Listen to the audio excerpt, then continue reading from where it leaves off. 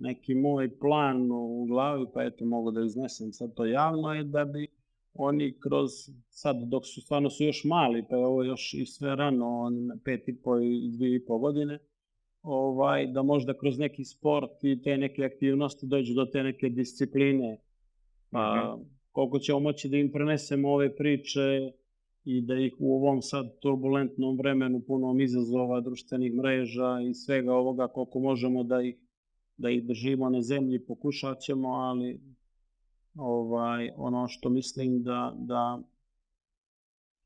treba tu, ne treba prepustiti slučaju, sigurno ne treba prepustiti ulici i svemu tome, nego ipak treba uzeti i tu stvar kao i svaki posao u svoje ruke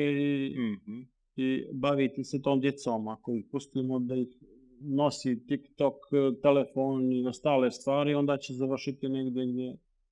gdje možda nije dobro. Možda se oni sami izbore za to da izađu na pravi put, ali mislim da u ovom vremenu sigurno treba tu jako obratiti pažnju.